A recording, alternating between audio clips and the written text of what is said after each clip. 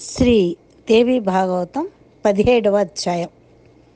శ్రీ శుకుడు మిథిలకు జనుట. సూతుడు ఇట్లన్నాడు: ఈ ప్రకారముగా మహామనస్వేగు శుకుడు పలికి చేతులు జోడించి తన తండ్రి పద కమలములకు నమస్కరించి మిథిలా ప్రయాణమునకు తరలి తండ్రికి ఇట్లనేను. మిథిలకు బయలుదేరుతూ తండ్రితో ఇట్లా అన్నాడు: ఓ మహాభాగా తండ్రి, నీ మాట నొప్పుకొంటిని. జనకుడేలు విదేహపురిని జాడ రేగుటకు నాకు అనుమతి ఇమ్ము. ఆ రాజు దండము లేకయే రాజ్యం ఎట్లు చేయును? దండనీతి లేనిచో లోకము ధర్మమున వర్తించదు. ధర్మ సంస్థాపనకు దండనీతియే మూలమున. మన్వాదుల వాకృచ్చిరి. అయ్యో, ఆ రాజు దండము లేకయే రాజ్యం ఎట్లు చేయునాయని నా సందేహము.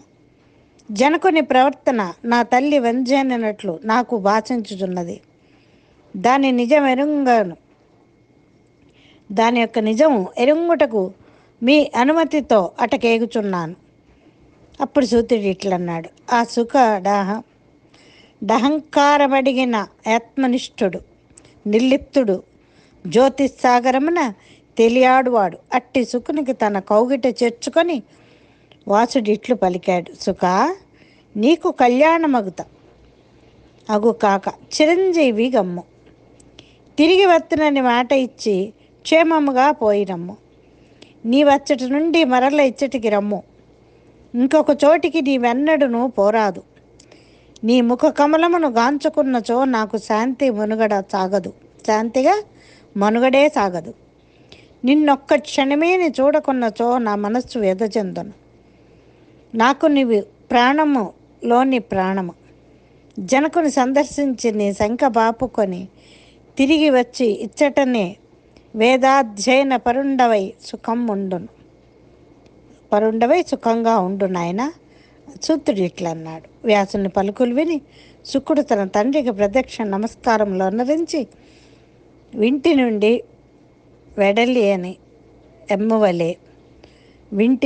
వెడలిన ఎమ్మువలే బాణంలాగా త్వరితముగా బయలుదేరాడు. అతడు మార్గమధ్యమున పాడి పంటలు వెల్లివిరిసిన దేశములను, దేశవాసులను, ఫలపుష్పముల నలరు వనములను తప్పించు తప్పించేటటువంటి ఋషులు అనుకుంటా, తాసనులను, దీక్షితులుగా యాచకులను, యోగాభ్యాసపరులకు పరమయోగులను, ఫలపుష్పముల వనములను తప్పించు తాపసులను, దీక్షితులకు యాజకులను, యోగాభ్యాసపరులకు పరమయోగులను, వననివాసులకు వానప్రస్థులను, శైవ వైష్ణవ సౌర శాస్త్ర శాక్త పాశుపత శైవ వైష్ణవ సౌర శాక్త పాశుపత మతస్థులను వేరు వేరు దర్శించుచు పయనము సాగించుచుండెను. ఆ మహాత్ముడు 2 ఏండ్లు మేరుగిరిని, 1 ఏడాదిలో హిమగిరిని దాటి మిథిల వైపు సాగాను. అతడు ఆ నగరి ప్రవేశించి సకల కళా సమృద్ధులను, సదాచార సంపన్నులను సందర్శించను. రాజద్వారము చేరగనే రాజభటులతో నిలువబెట్టి, నీవెవరు, ఎట నుండి వచ్చితివి, నీకిందేమి పని అని ప్రశ్నలు గురిపించిరి. అయినను శుకుడు వారికి మారు పలకలేదు. ఆ మునిబాలుడు వచ్చిపోవు వారికి బాట వదిలి తానొక ప్రక్కగా మిన్ను విరిగి మీద పడినను కదలక మెదలక తాను వలె ఉన్నాడు. నడుమ వింత నవ్వులు నవ్వుచుండెను. ద్వారపాలు ఇట్లనిది: బ్రాహ్మణోత్తమా, నీవు మూగవా? ఇచ్చటికి ఏ పనికై వచ్చితివి?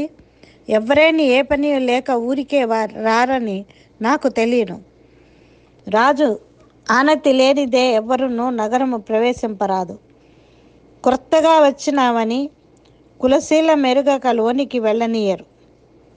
నీవు వేదవిధుడవు, వైరాగ్య తేజమున వెలుగొందు బ్రాహ్మణుండవు. నీ కులమును, వచ్చిన పనిని తెలిపి యథేచ్ఛగా నరుగుము. శుకుడిట్లని: నా వచ్చిన పని నీ మాటల వల్లనే తీరినది. విదేహ నగరమున ప్రవేశము దుర్లభమని తెలియచున్నది.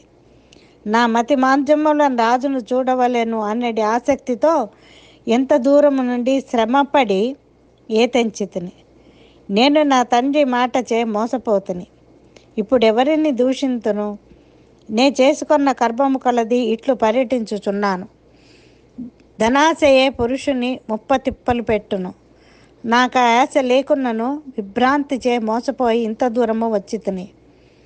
నరుడు మోహపాశమునందు కొనుచో అతనికి నిత్య సుఖము చేకూరును. నేనే కోర్కెలు లేనివాడని అయినను మహాజలిదిలో మునుగుచున్నాను. ఎక్కడి మేరుగిరి, ఎక్కడి మిథిలాపురి, ఇంత దూరం ఇట్లు కాడినడకతో వచ్చుటేమి? నా రాకకు ఫలితమేమి? నా విధిలీల వంచినదిని తోచుచున్నది. మేలైనను కీడైనను ప్రారంధం అనుభవించక తప్పదు. ఆ ప్రారంధమునకు ప్రయత్నము తోడై ఎల్ల పనులను చేయించును. ఇంత శ్రమపడి వచ్చి తిని కానీ ఇక ఒక వేదము కానీ ఒక తీర్థము కానీ లేదు. ఇంతకును విదేహరాజపురమున ప్రవేశము దుర్లభము అని శుకుడు పలికి మౌనము. నేను ప్రతిహారి శుకుని జ్ఞాన సంపన్నునిగా బ్రాహ్మణ శ్రేష్ఠునిగా తెలుసుకొనెను. ద్వారపాలుడా మునితో సామవచనములనిట్లు పలికెను. ద్విజసత్తమా, నీకు పని ఉన్న చోటికి ఇక స్వేచ్ఛగా నరుగుము. నిన్ను నేను అడ్డగించిన నా అపరాధము క్షమింపము. ముక్త పురుషులకు క్షమమే బలము. శుకుడిట్లనియే, ప్రతిహారి, ఇందు నీ దోషమా మావంతయునూ లేదు. నీవు పరతంత్రుడవు. సేవకుడు తన ప్రభు ఆనతి నిర్వహించి తీరవలేను. నన్ను నీవు వారించుట వలన రాజును సైతము నిందించుటకు వీల్లేదు. వీడు దొంగ, వీడు శత్రువని చక్కగా నెరుంగుట పండితుని లక్షణము కదా. ఇంతకు నిచ్చుట నాదే పొరపాటు. పొరుగింటికేగుట లఘుత్వమునకు కారణము. ప్రతిహారి ఇట్లు పలికెను. ద్విజపర, అందరి మేలుగోరువానికి సుఖమేది, దుఃఖమేది, ఏది కార్యము, ఎవడు కర్త, ఎవడు శత్రువు, నాకిది తేరపరచుము. శుకుడిట్లు వచించను. లోకములన్నిటి యందు రెండు మార్గములు గలవు. మనుజులు రెండు తెగలు, ఒకటి రాగి, వేరొకటి విరాగి. విరాగులను ముత్తరంగుల వారు తీవ్ర విరాగి, మధ్య విరాగి, మంద విరాగి అని. ఇక రాగులు రెండు విధాలు. మూర్ఖుడు, చతురుడని చాతుర్యము రెండు తరగతులు. శాస్త్రచారితి, బుద్ధచారు చాతురియు. శాస్త్రచాతురి, బుద్ధ చాతురియు. బుద్ధియు యుక్తము అయుక్తమని రెండు విధములు. ప్రతిహారి ఇట్లనియే, బ్రాహ్మణవర్య, నీవు చెప్పినదంతయు నాకు తిక్కమగమగుతున్నది. నగరి వివరించి నిజమేదో తెలుపము. శుకుడిట్ల వచించను. ఈ సారము లేని సంసారమందు అనురాగము గలవాడు రాగి. అట్టివానికి ఎన్నియో సుఖదుఖములు కలుగుచుండును. నరుడు తనకు ధనము, పెండ్లము, కొడుకులు, ఘన విజయము, అభిమానము కలిగినచో సుఖముగాంచును. అవి తనకు వేరైన నాడు దుఃఖపడును. ఎవరికి దేని వలన సుఖము కలుగునో వారు ఆ సుఖోపాయమును ఆచరింపవలేను. దానికి విఘ్నము కలిగించు వారిని శత్రులుగా ఎన్నవలేను. రాగవంతునకు మిత్రుడు సుఖము కలిగించును. ధీరుడై లేవచూపు గలవాడెన్నడును మోహభ్రాంతిలో మునుగడు. మూర్ఖుడే ఎల్లకాలము మోహమందును విషయ విరక్తుడు. జ్ఞాని స్వాత్మనక్తుడునగు. ఆధ్యాత్మజ్ఞాని స్వాత్మశక్తుడునగు. ఆధ్యాత్మజ్ఞాని నిత్యుడై తత్వజ్ఞానార్థ చింతనమును చేయుచు అమృతత్వము గోరి ఏకాంత సేవలో ప్రత్యేగాత్మను సందర్శించవలేను. అదే అతనికి బ్రహ్మానందము చేకూర్చును. ఈ మాయా సంసారమందలి మాటలన్నీను వికారములు, దుఃఖప్రదములు. మేలుగోరు యథార్థవాదికి లోకమే విరుద్ధమగను. కామము, క్రోధము, మాంద్యము మున్నగునని అనేక రీతులు వెన్నాడు వైరులు. ఈ మున్నగునవన్నీ కూడా నరులకు అనేక రీతుల వెన్నాడు వైరులు. ఈ లోకములన్నిటిలో తన ఆత్మసుఖమునకు తానే బంధువు. ఆత్మానందమునకు చాటేగు సుఖము మ్రేదీనూ లేదు. అప్పుడు సూతుడు ఇట్లన్నాడు. శుకుని ప్రబోధ విని ప్రతిహారి అతనిని మహాజ్ఞానిగా నెరిగి చక్కని రాజమార్గమున తన లోనికి ప్రవేశపెట్టను. అంత శుకుడు ఆ నగరమందు పెక్కు విధముల ద్రవ్యరాశులను పోసి అమ్ముకొని వారును, రాగద్వేష కామలోభ మోహగులు కీచులాడుకొని వారును, మూడు విధముల మనుజులను కాంచుచు ముందునకు సాగి రాజమందిరములోనికి ప్రవేశించను. అతడు ప్రభవలే నడుచు రెండవ సూర్యుడో ఎన పరమ వైరాగ్యమున బాసిల్లుచుండెను. లోన కూడా ప్రతిహారులు శకునడ్డగించగా అతడు ద్వారమందే తాణువు కదలక మెదలకుండి ఆత్మమోక్షము గుర్చి విచారించుచుండెను. నీడను వేడిమిని సమముగా చూచు నా మహాతపుడు స్థానుడు పగిది నుండి వృత్తులకు మూలమును వెతుకుచు నిశ్చల సమాధిలో మునింగెను. ఒక ముహూర్త మాత్రమునే జనకుని మంత్రి వచ్చి చేతులు జోడించి శుకుని రాజమందిరంలోని రెండవ ద్వారమున ప్రవేశింపజేసెను. మంత్రి శుకునకందు విరిసిన మనోహరములైన తరువులు వనములు చూపి అతిథి మర్యాదలు జరిపెను. రాజసేవా పరాయణులు, గేయ కాన కళాకారులు, కామశాస్త్ర విశారదులకు వారస్త్రీలను శుకునకు చేయవలసిన సేవలన్నీను చేయి వినియోగించి మంత్రి తానందుండి బయటకు వచ్చాను. శుకుడు అందే ఉండను. ఆ కాంతలు శుకునకు వీడని భక్తితో సేవలు చేసి ఆ కాలములకు తగిన విధములుగా వంటకములతో శుకుని తనిపిరి. ఆ శుకుని గాంచి వారు కామమోహితులైరి. ఆ అంతఃపురం ఉంచు బోడులా విరాగిగా తమ ఉద్యానవనమందలి రమ్య విషయములను కలయజూపిరి.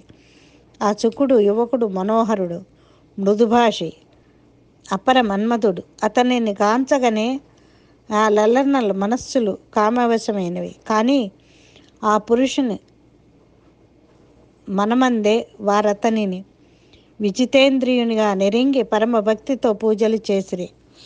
పరిశుద్ధాత్ముడగు శుకుడును వారిని తల్లులుగా భావించి ఆ శుకుడు ఆత్మారాముడు, విజితాత్ముడు వంతగాని సంతసముగాని చెందకుండెను. ఆ యువతులలోని మద సరాగములు గనియు విరాగ భావముతో నాత్మ సంస్థితి చెందెను. అప్పుడు ఆ కాంతలతనికి మేలైన వస్త్రములతో చక్కగా అలంకరించిన పానుపు అమర్చిరి. దాని చెంత మధురస పదార్థములను ఉంచిరి. శుకుడు పాదములు కడుక్కొని దర్పలు చేతబట్టి శ్రద్ధతో పశ్చిమ సంధ్యను పాసించి నిర్మల నిశ్చల చిత్తమున స్వాత్మ సమాధి ఎందు మునింగెను. అతడొక జాము ధ్యానము నుండి నిద్రించెను. 2 జాములు నిద్రించిన పెంబట మేల్కొనెను. అతడు మరల నవరాత్రమున ఆత్మధ్యానమగ్నుడయ్యను. కొంతసేపటికి లేచి స్నానమనుష్చెను. ప్రాతక్రియలు నిర్వర్తించెను. చిత్తప్రజ్ఞుడై వైరాగ్య జ్యోతితో బ్రహ్మతేజమున వెలుగుచుండెను. ఇది శ్రీదేవి భాగవతమునందలి ప్రథమ స్కందమందు 7వ అధ్యాయం సంపూర్ణం. శ్రేయజనా సుఖినో భవంతు.